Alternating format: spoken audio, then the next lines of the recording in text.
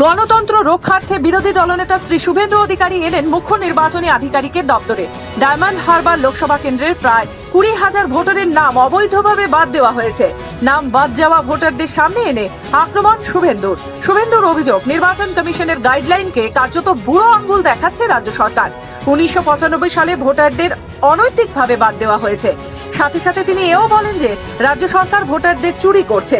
Diamond Harbour কেন্দ্রের 7 ভোটারকে রাজ্য সরকার voter list থেকে নাম্বার দিয়েছে বলে অভিযোগ করেন তিনি। সব মিলিয়ে গোটা রাজ্য জুড়ে মানুষের গণতান্ত্রিক অধিকার কেড়ে নিচ্ছে তৃণমূল সরকার, এমনটাই অভিযোগ বিরোধী দলনেতার। আপনাকে বলি, ইডির নোটিশকে চ্যালেঞ্জ করে এরা হায়ার জুডিশিয়ারিতে গেছে, তাহলে হায়ার জুডিশিয়ারিও রাজনৈতিকভাবে প্রভাবিত। এবং সুপ্রিম কোর্টে কালকে সিনিয়র লয়ার মেনশন করার পরে আজকে স্পেশাল বেঞ্চে হিয়ারিং করে পিটিশন রিজেক্ট করে রাঁচি কোর্টে পাঠিয়ে দিয়েছে। আইনটা সবার ক্ষেত্রে এক, আইনটা কালীঘাটের কাকুর ক্ষেত্রেও যা, হেমন্ত সোরেনের ক্ষেত্রেও তাই।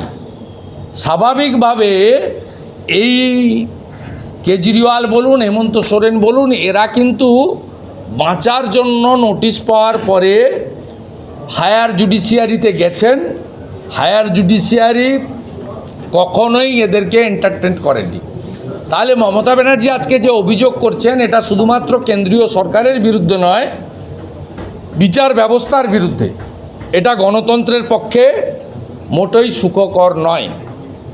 কারণ ভারতবর্ষের জুডিশিয়ারি এখনও অত্যন্ত নিরপেক্ষ একটি সংবিধানের বড় ছাতার মতো প্রোটেকশন দিচ্ছেন বলেই রাম মন্দির সুষ্ঠুভাবে নির্মিত হয়েছে। কিছু বিরোধী দলের গাত্রদাহ হয়েছে, কিন্তু কোনো সম্প্রদায়ের মানুষের মধ্যে এতটুকু অ্যালার্জি হয়নি। ইভেন আমাদের পছন্দ হয়নি, তবুও গুজরাট হাইকোর্টের সিদ্ধান্তকে খারিজ করে রাহুল গান্ধীর এমপিশিপকে রিইনস্টেট করেছে সুপ্রিম কোর্ট। কিন্তু আমরা জুডিশিয়ারিকে রেসপেক্ট করি বলে আমাদের সর্বোচ্চ নেতা থেকে নিচের স্তর পর্যন্ত কেউ কিন্তু জুডিশিয়ারিকে আমরা অ্যাটাক করিনি।